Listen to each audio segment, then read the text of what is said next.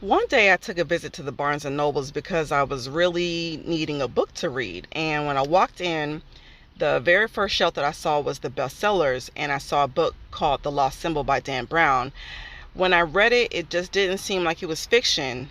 It was sounding like it was stating facts to me, and so I started looking up everything that it was saying. And unbeknownst to me, it took me down the biggest rabbit hole that I've ever been in my life. I've been in for the last 20 years or so, and the information that I'm bringing to you on this channel are pretty much tangents from what transpired from that point. So take a look at this video. I hope you like it. Today we're going to be talking about Freemasonry and them being the Luciferians of the society. Now, this is not by my own opinion. I know you like to say that I'm going off my own opinion, but I'm not. I literally read their literature and took it verbatim and put it into this video. So if you have any issues with it, take it up with them. Let's talk about it.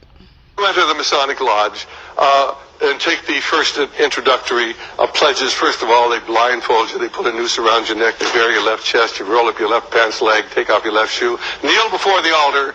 And, of course, then you take these horrible oaths where you swear if you ever reveal anything that you have heard, why in the first degree, why they tear out your tongue, cut your throat, bury you in the sands of the sea up to the level of your neck at low tide, so when the tide comes in, you're dead if you're not already dead. Second degree, of course, they cut out your entrails and burn them and feed them to the birds of the air. Third degree, they cut out your heart. I mean, it's by the fourth degree, things are really pretty bad. Adult men swear these oaths, but what you have to understand is that as you're kneeling blindfolded before the altar, before a Bible, the Holy Bible, the worshipful master asks you, what do you desire? And you are told to answer the light. You have no idea what the light is, but you answer the light. In the second degree, you're told to ask for more light. And the third degree, you want even more light. Many of you here, I suspect, are born-again Christians, and many of you have prayed the sinner's prayer, and when you pray the sinner's prayer, something happens. Your life changes forevermore. And I know this happened to me, and it's happened to many people. But when the Mason swears this oath, something happens to him too. For he has requested the light to come in and dominate his life. The Lost Symbol is a book by Dan Brown, the author of Angels and Demons, a story about CERN, the Illuminati, and the Catholic Church. And its sequel, The Da Vinci Code, a blasphemous doctrine that Jesus fathered a child with Mary Magdalene. In the third installment, Brown alludes to a mystery known as the Missing Capstone of Freemasonry.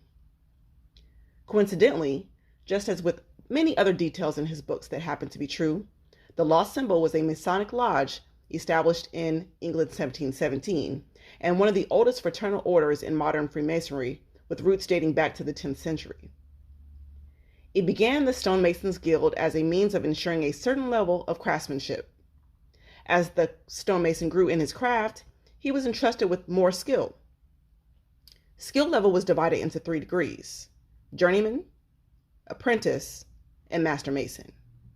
Each degree had its own passwords and handshakes for the purpose of fair play. So a stonemason's skill level was easily identifiable upon meeting. You don't know nothing about that. Okay, can we get a close-up on that area? What? Don't know nothing about What it. is the profession? Yeah, which profession are we talking about? Just look at it. Is it a legal profession? Of course it's legal. It's the name of my profession. I'm trying to read it. Okay. It's too many diamonds. That's too bright. That's too bright. Go anyway. Oh, Mason, are you a Mason? Of course I am. Okay. These were a cult of architects, artificers, and builders of monuments who had a knowledge among themselves that hadn't been distributed to the people, not even the rulers. The Mason men knew the purports of mathematics from the wisdom of Pythagoras, who set up the mysteries. He was teaching his followers how to attain immortality. The Gothic constitutions are the earliest Masonic texts which document the history of the beginnings of the craft of Masonry, with Euclid in Egypt and arriving in England during the reign of King Alistan, 924 through 939. The oldest work known of this type, the Halliwell manuscript, also known as the Regis poem, dates from 1390 to 1425. Shortly afterwards, the Matthew Cook manuscript traced Masonry to Jabal, the son of Lamech, spoken about in Genesis 4:20 through 22. He was the introducer of pastoral life, those living in tents and raising livestock. His brother Jubal is the father of those who played the harp and the flute, and their half-brother Tubal-Cain was the first metalsmith. According to the text, this knowledge was passed down from the Euclid to the children of Israel while they were in Egypt. It orders the 7 liberal arts: logic, rhetoric, music, geometry, arithmetic, grammar, and astronomy, with geometry at the top being equivalent to masonry. The symbols of the Freemasonry are the square and compasses. The square is used for carving right angles so the buildings are structurally sound and do not lean. The compasses are for making perfect circles and arcs. The big G in the mist stands for the great architect of the universe, or supreme being. Every lodge is a temple, and its design was influenced by the Temple of Solomon, which was the image of the universe. Albert Pike, in Morals and Dogma, reveals the temple and the garment of the high priest were adorned in emblems of the seasons: the sun, moon, planets, and constellations, Ursa Major and Minor. To the Mason, the building of Solomon's temple is a symbol of self-development and enlightenment. According to the Masonic legend, Hiram Abiff, a third-degree Freemason, an architect working alongside King Solomon and Hiram of Tyre, when the process of advancing their titles and thereby expertise took too long, Hiram was threatened to give up the secrets of Master Mason. Upon his refusal, he was killed. Freemasons see the legend of Hiram as an example of faith, fidelity, courage, and justice. Some scholars theorize the murder of Abel as a sacrifice, which transformed Cain from a mediocre farmer to a builder of cities.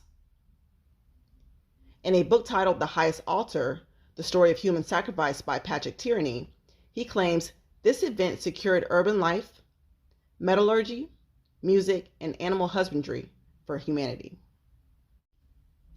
According to Freemasonry, the ties of the brotherhood should not interfere with an individual's commitment to his faith, family, or occupation, and the supreme architect, an individual's own definition of the supreme being. No atheist is permitted. An applicant must believe in the existence of a supreme being and the immortality of the soul. Freemasons believe the Freemasonry of the Egyptians was the same great work spoken by the Rosicrucians. The end of this great work is known as the rebus, described as the hermaphrodite, symbolized by the square and compass. Named for its rose on a cross symbol, Rosicrucianism was a 17th century spiritual movement arising in modern Europe, which announced the emergence of a new esoteric order. The members claimed to possess a secret knowledge passed down by the ancients. Also known as the Order of the Rosy Cross, teachings were based on Matthew 13:11. Quote, "He answered and said unto them, Because it is given unto you to know the mysteries of the kingdom of heaven, but to them it is not given." And Luke 8:10, he says, "Unto you it is given to know the mysteries of the kingdom of God, but to the others in parables, that seeing they might not see, and hearing they might not understand." The teachings are a combination of occultism, Hermeticism, mysticism of biblical teachings, and Gnosticism. High-ranking German Roman Catholic Michael Mayer described Rosicrucianism as having arisen from a primordial tradition, saying, "Our origins are Egyptian, Brahminic, derived from the mysteries of Eleusis and Samothrace of Persia, the Pythagoreans, and the Arabs." The great work signified the spiritual path to self-transcendence, analogous to the Magnus Opus, the transmuting of lead to gold or mortality to immortality. The function of every Masonic routine, the avowed intention of its principal rituals, and the implication of its teachings is to assist the genuine candidate by his aspiration to find that unity of being which is variously described as the center, the kingdom of heaven, the pure essence of mind, the Buddha nature, the inner self, and the Christ within. The wisdom of the sage is the sum total of his human experience. In turn, All initiates must experience the realities of life in order to attain wider consciousness. Whosoever claims that he can extract the original meaning from the text of the ritual without the help of tradition is only reading his own meaning into it. The sages are taught of God that his natural world is only an image and material copy of a heavenly and spiritual pattern, that the existence of the world is based upon the reality of celestial archetype, and that God has created it in imitation of the spiritual and invisible universe, in order that men might be better enabled to comprehend his heavenly teaching and the wonderful of his absolute ineffable power and wisdom. In other words, the sage sees heaven reflected in nature. In a work titled Freemasonry of Ancient Egyptians by 33rd degree Freemason Manly P. Hall, the Egyptians were the most learned of the ancients in occult sciences of nature, possessing power of adapting mystical forces to physical ends. Egyptian magicians could levitate, walk the air, handle fire, live underwater, sustain great pressure, harmlessly suffer mutilation, read the past, foretell the future, make themselves invisible, and cure disease. Albert Pike once said, "Magic is the exact and absolute science of nature, and its laws. From this knowledge rises occult science." He also says, quote, "Surely as the physical life of man depends upon the presence of a subjective energy, so surely is the physical life of the universe supported by a life invisible and knowable only to the metaphysician, one who studies the reality of nature. These studies include the first principles of being or existence, identity, change, consciousness, space and time, necessity, actuality, and possibility. It also includes questions about the existence of God." Alphonse Mariette, an ancient historian who wrote about the Egyptian mystery schools, said, "It is Freemasonry's aim to educate and initiate on the God concealed in the unfathomable depths at his own essence, represented by the letter G in the middle of the square and compasses, symbolizing the divine spark within, the God essence of oneself." Each Masonic teaching is steeped in symbolism, allegory, and history to teach him how to raise the divine spark, to realize his relationship to the higher power. Quote, "Knowledge of the divine inspection which alone can give man the likeness of the divine." End quote. Hence, the Mason is given a white apron overlaid with triangles. The triangle represents the divine spark. In ancient Egyptian ceremonies, initiates were led through a door shaped like a triangle over a square, symbolizing earthly material existence, the square, and heavenly spiritual existence of higher learning, the triangle. The master of this lodge, of the universe, Hermes, of whom Chiron is representative, that is one of the lights of the lodge. The word Chiron is a compound one. Chir meaning white or noble, and the Egyptian deity called by the Greeks Horus was Hiram, therefore improperly called Hiram. The name Hera, Hermes, and Hercules, the personification of light and the sun, the mediator, redeemer, and savior.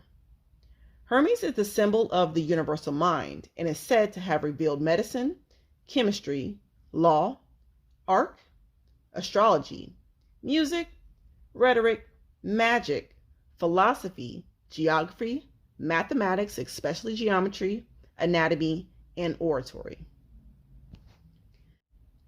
The name Hermes is derived from Herm, a form of Chiron, the personified universal life principle, generally represented by fire.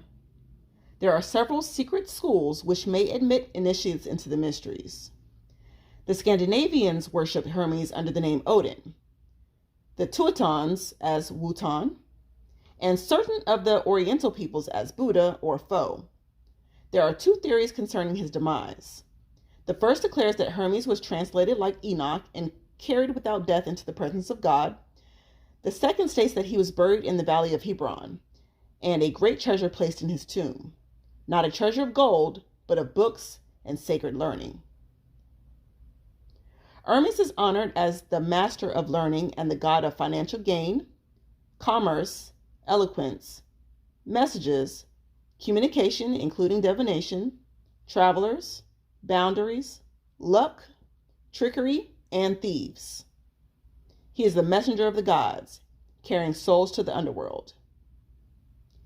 He is the author of 10,000 books and of all books, and therefore the author of all things. Being author of all the books, he thereby became the symbol for all esoteric schools. Hermes, in the Book of Thoth, revealed to mankind the one way, path to immortality. Several orders have emerged from this, which may admit initiates into the mysteries, including the Hermetic Order of the Golden Dawn. Nearly every instance by the flaming torch of Herm. All on the internet and all that other mess. Clear the air right now. Let the people know what's going on. Oh my goodness, there's so many crazy, funny things. And you know, I gotta say, none of them bother me, but I'll just do it just to do it because whatever. There's one thing about me being a man or something like that before I was, something when I was born, I got a change. Really? A hermaphrodite or something like that. Okay. They said that I went on Oprah and did it. And I'm like, okay, come on now. You know, if I was on Oprah, like, I mean, it takes a while before that happens for somebody going to Oprah. You know what I mean? Like, that's really big. So we know that didn't happen. If you can find it, though, I'll give you $100,000 and fly you around the world and do everything for you. If you can find that tape and play it for me. Right. Let me be clear. I in no way believe that Sierra is a hermaphrodite. I think that's what people saw because of the ritual she had gone through with the mysteries. He became the scribe of the gods, the interpreter of heaven. Mercury is the romanticized version of Hermes. The Egyptians called him Thoth. To the Celtic, he was the Logos. And for the Greeks and Buddha, he was the planet Mercury. Mercury's union with Venus produced Hermaphroditos, who merged himself with his lover, becoming an entity with female and male genitalia. The secret doctrine in Egypt, or the institution of the mysteries of Hermeticism, was the Great Mother, which Freemasons likened to the biblical church, being referred to as the Bride of Christ. The doctrines are believed to tell the hidden spiritual truths of the world passed down from the ancient philosophers, and all symbolized by the Virgin Isis, mother of the mysteries. She is veiled from head to toe, only unveiling her wisdom to a select few. Isis is used to represent necromancy, invocation, sorcery, and thaumaturgy. The higher degrees of Freemasonry can be known by the Cabal or the magic of works. Its 3 degrees are religious, philosophical, and physical realization. Plutarch called it the Esoteride et Osoride, concerning Isis and Osiris. It is also known as the Dogma of Magi or Hermes. According to the fable of Isis and Osiris, Nut, goddess in Egyptian culture, married Saturn, but later became mother and wife to Ra, who is Helios the sun. After getting pregnant by her former husband, her son husband Ra places a curse that she wouldn't be able to conceive in any month or year. Thoth, who is in love with Nut, wins 5 days during a game of tables and adds this to the calendar, hence giving Nut a way to be freed from the curses. She gives birth to Osiris, Lord of the Earth is born, Elder Horus, Set, Isis, and Nephthys. Each child was born on a different day. The 5 days became known as the birthday of the gods. Osiris had become king, civilizing the nation from barbarianism. One of Osiris's achievements is making mankind give up cannibalism. Found inscribed on the walls of Pharaoh Venus, 2375 through 2345 BC, is an incantation which came to be called the Cannibal Hymn, describing Venus as he who eats and feeds on gods. He eats their magic and swallows their spirits. Osiris also taught the essentials of truth, bringing the nation to prosperity and enlightenment. He traveled, converting disciples to his discipline, not by force, but by reason. He was accompanied by nymphs and superphysical beings. Typhon, or Set, conspiring to usurp the throne, tricked Osiris into laying in a chest, which was then nailed shut and poured over with melted lead. The chest was then thrown into the sea at the bank of the Nile. Isis, upon hearing the news, began searching for her dead brother husband. Along the way, she finds out her sister Nephthys had transformed herself into the image of Isis and gotten pregnant by Osiris. Isis finds the deserted son and attaches him as her attendant and guardian. His name is Anubis, the dog-headed god in the Book of the Dead. Isis finds Osiris's body and performs magical rites to temporarily animate him. After the resurrection in the underworld, the shade of Osiris visits Isis, conceives a son of the dead, with whom she names Harpocrates, or young Horus. He is conceived of the dead and becomes worshipped as the god of silence and secrets. For this reason, Freemasons are called the widow's son, because Iris was made a widow by Osiris's murder.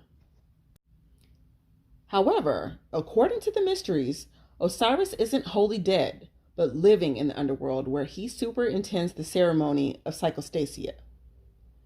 Psychostasia is weighing the souls, a religious motif in which a person's life is assessed by the weighing of their soul immediately before or after death. The judge is Anubis. The Book of the Dead is based on the mysteries and is actually called the Book of the Coming Forth by Day and the Opening of the Mouth. It is a book of spells for the purpose of helping the fallen king take his place among the gods. Afterwards, he is seen in the sky rather than the underworld. This is the burden of the mystery systems. To prove death is not the end of anything. The individual had lived through the experience, died, and come back to life. According to the Initiation of the Pyramid, a work by Manly P. Hall, he claims the initiate should learn factually and truly, beyond question, beyond doubt, through personal experience, that death is an illusion, and that immortality was the summit of man's problems. The ancients created a system or science to communicate that fact. In Judo, in Japan, and many self-defense arts of the Orient concerned with the courage free from anxiety and fear, before the student becomes the highest level, he must be killed. His teacher kills him with certain bodily pressures that stop the heart for a certain number of seconds. He is then brought back to life by pressing certain points. For this, the student realizes fear of death is ungrounded. Transition was just as normal, and the individual never ceased to be, whether inside or outside the body. An interruption of place, not of state. See, when you were born, that's just a different awareness. That's an awareness of a consciousness that already existed. It is now becoming aware, and is still gaining knowledge. With each stage of consciousness that we would evolve into, it required a death to the previous stage of consciousness so that you could rise up into another level of manifestation.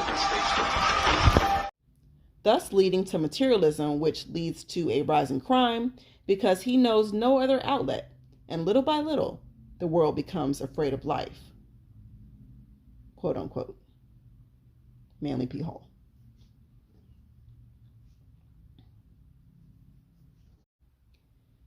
Masonry is known as the knowledge of the Word. Masons claim God's image is the Word, the Logos, which dwells in God, and is the vehicle by which God acts on the universe. He united himself with wisdom, whom is called Sophia, and brought forth the material world. God is deemed the image of light, which purifies the soul rather than the law, rising man to the heavenly regions. According to the Secret Teaching of All Ages, another work by Manly P. Hall, Masonry was to be established all over the world. He says, the new law and reign of love, peace, charity, and toleration.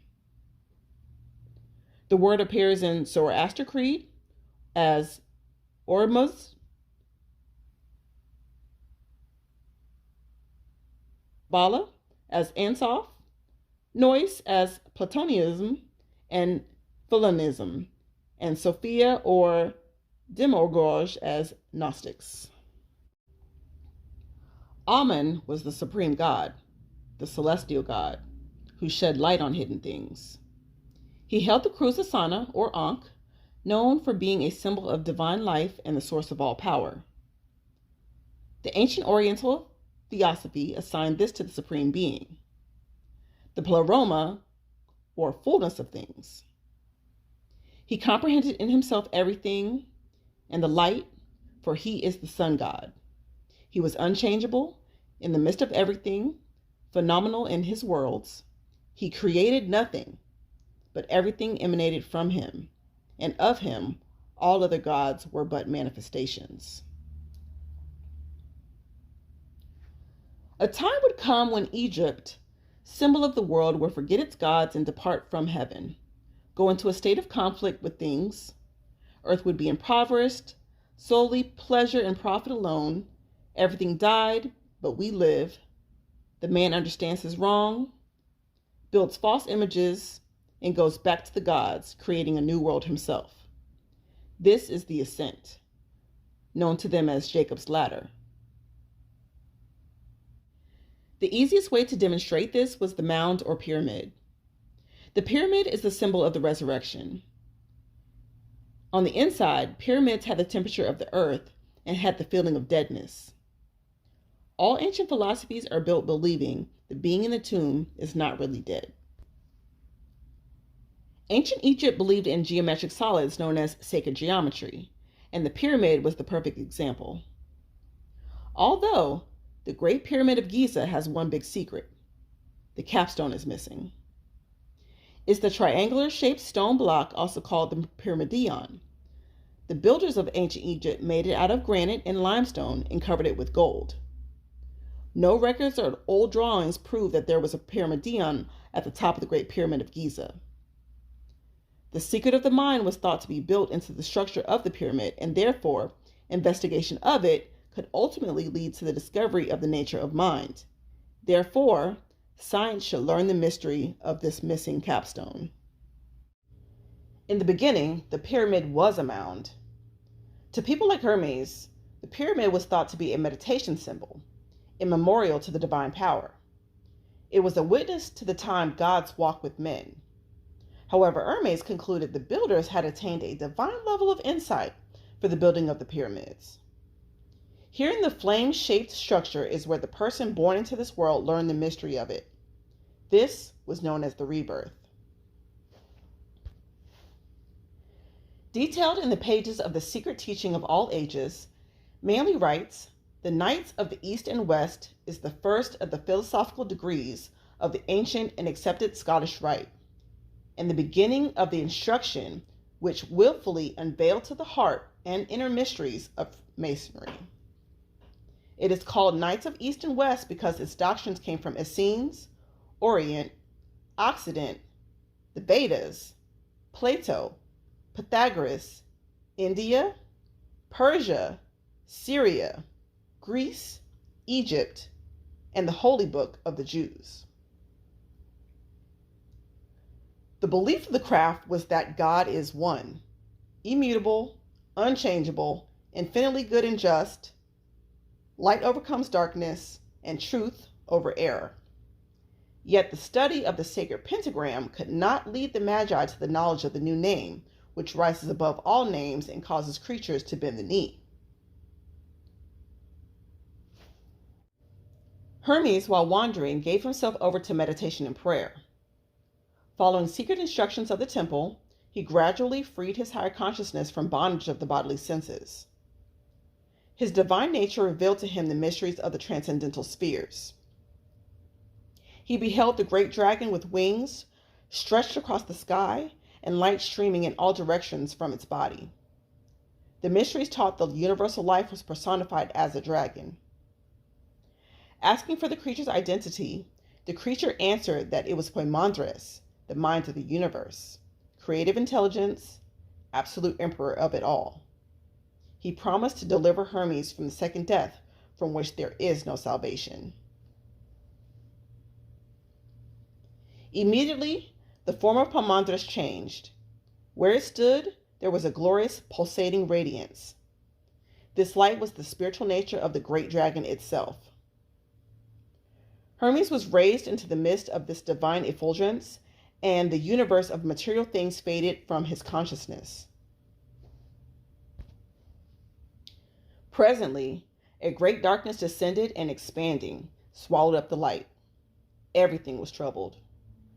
About Hermes swirled a mysterious, watery substance which gave forth a smoke-like vapor. The air was filled with inarticulate moanings and sighings, which seemed to come from the light swallowed up in the darkness. His mind told Hermes that, I, thy God, am the light, and the mind which were before substance was divided from spirit and darkness from light. And the word which appeared as a pillar of flame out of the darkness is the Son of God, born of the mystery of the mind. The name of that word is reason. Reason is the offspring of thought, and reason shall divide the light from the darkness and establish truth in the midst of the waters. Learn deeply of the mind and its mystery, for therein lies the secret of immortality. The dragon again revealed its form to Hermes, and for a long time the two looked steadfastly upon one another, eye to eye, so that Hermes trembled before the gaze of Pandr. At the word of the dragon, the heavens opened, and the innumerable light powers were revealed, soaring through cosmos on pinions of streaming fire. Hermes beheld the spirits of the stars, the celestials controlling the universe, and all those powers which shine with the radiance of the one fire, the glory of the sovereign mind. Hermes realized that the sight which he beheld was revealed to him only because Pandr had spoken a word. The word was reason, and by the reason of the word, invisible things were made manifest. Divine Mind, the dragon, continued his discourse. Before the visible universe was formed, its mold was cast. This mold was called the archetype, and this archetype was the supreme mind long before the process of creation began. Beholding the archetypes, the supreme mind became enamored with its own thought. So, taking the word as a mighty hammer, it gouged out caverns in primordial space and cast the form of the spheres in the archetypal mold, at the same time sowing in the newly fashioned bodies the seeds of living beings. The darkness below, receiving the hammer of the word, was fashioned into an orderly universe. The elements separated into strata, and each brought forth living beings. The supreme being, the mind, male and female, brought forth the word, and the word, suspended between light and darkness, was delivered of another mind called the workman, the master builder, or the maker of things. Of the immortal man, it should be said that he is a hermaphrodite, or male and female, and eternally watchful. He neither slumbers nor sleeps, and is governed by a father also both male and female, and ever watchful. Such is the mystery kept hidden to this day, for nature, being mingled in marriage with the sky man, brought forth a wonder most wonderful. 7 men, all bisexual, male and female, and upright of stature, each one exemplifying the natures of the 7 governors. These, O Hermes, are the 7 races, species, and wheels. They reproduced themselves out of themselves, for each was a male and female. But at the end of the period, the knot of destiny was untied by the will of God, and the bond of all things was loosened. Then all living creatures, including man, which had been hermaphroditical, was separated, and males being set apart by themselves, and females likewise, according to the dictates of reason. Then God spoke to the holy word within the soul of all things, saying, Increase in increasing, and multiply in multitudes, all of you, my creatures and workmanships. Let him that is endued with mind know himself to be immortal, and that the cause of death is the love of the body. And let him learn all things that are, for he who has recognized himself enters into the state of good. Then Hermes desired to know why men should be deprived of immortality for the sin of ignorance alone. The great dragon answered, To the ignorant the body is supreme, and they are incapable of realizing the immortality that is within them, knowing only the body which is subject to death. They believe in death because they worship that substance which is the cause and reality of death. As he died, quote, the sleep of the body is the sober watchfulness of the mind, and the shutting of my eyes reveals the true light. My silence is filled with budding life and hope, and is full of good. My words are the blossoms of fruit of the trees of my soul. For this is the faithful account of what I received from my true mind, that is Pandr, the great dragon, the Lord of the Word, through whom I became inspired by God with the truth. Since that day, my mind has ever been with me, and in my own soul it hath given me birth to the Word. The Word is reason.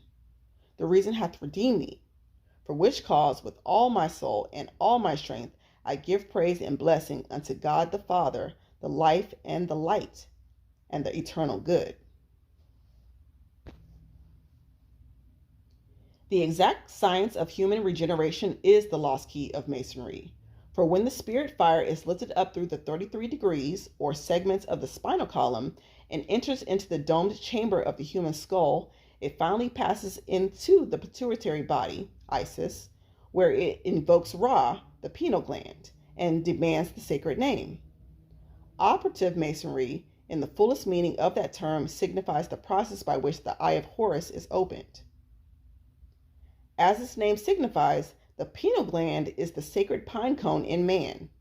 The eye single, which cannot be opened until Chiram, the spirit fire, is raised through the sacred seals, which are called the 7 churches in Asia.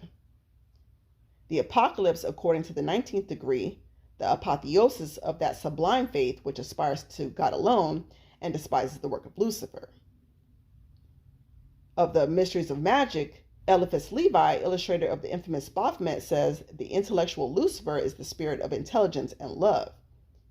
It is the parcelet, it is the Holy Spirit, while the physical, Lucifer. Lucifer, what is your problem? Just that, sir. Okay. I'm a Christian, sir. I'm pure and virtuous and wholesome and innocent. How can you say anything bad about me? Sir, you need to be born again.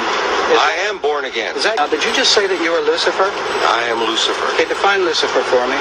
Pure, virtuous, wholesome, innocent individual that's out to help people. Lucifer is? Yeah. Say that again. Lucifer is a pure, holy, virtuous. Now, is he the Lucifer that God created? That's the same one. Oh, man, this is great. I'm going to put this on the internet. Oh, Amen. God bless you, Amen. brother. Because that's exactly what the Shriners and Masons teach, is that Lucifer is light. Again, Freemason Albert Pike says, that which we must say to a crowd is, we worship a God, but it is a God that one adores without superstition. To you, Sovereign Grand Inspectors General, we say this, that you may repeat it to the brethren of the 32nd, 31st, and 30th degrees. The Masonic religion should be, by all of us initiates of the high degrees, maintained in the purity of the Luciferian doctrine. If Lucifer were not God, would Adonai, whose deeds prove his cruelty, purify, and hatred of men, barbarianism and repulsion of science, would Adonai and his priests culminate him? Yes, Lucifer is God, and unfortunately, Adonai is also God. For the eternal law is that there is no light without shade, no beauty without ugliness, no white without black, for the absolute can only exist as 2 gods, darkness being necessary to the statute, and the brake to the locomotive. Thus, the doctrine of Satanism is a heresy, and the true and pure philosophical religion is the belief in Lucifer, the equal of Adonai. But Lucifer, God of light and God of good, is struggling for humanity against Adonai, the God of darkness and evil. Instructions to the 23 Supreme Councils of the World, July 14, 1889. In Anton LaVey's The Satanic Bible, Lucifer is one of the 4 crown princes of hell, particularly that of the East. The Lord of the Air, he is described as the bringer of light, the morning star, intellectualism, and enlightenment. Freemasons are hoary, the eyes of Osiris, whose body is therefore made of eyes. The day ultimately must come when the hoary, by virtue of royal purpose, accomplish the consummation of the great work. Other company look after S Club 7, used to look after the Spice Girls, Simon Fuller. Have they tried to mold you in any way, though, if people ask you to do things to change the way you look or speak or behave? Yeah, one of them tried to mold me into a big triangle shape, and I went, no. Thank you so much for watching. Please be sure to comment, like, share, and subscribe. If you would like to read further for yourself, the links to the sources are in the description. If you would like to support monetarily, you can visit me at my online store called Life by Ortavia. I have a lot of home decor over there. These are my spiral notebooks and bookmarks that I'm showing you here. You can also support by hitting me on the Cash App or even PayPal. Thank you so much. See you next time.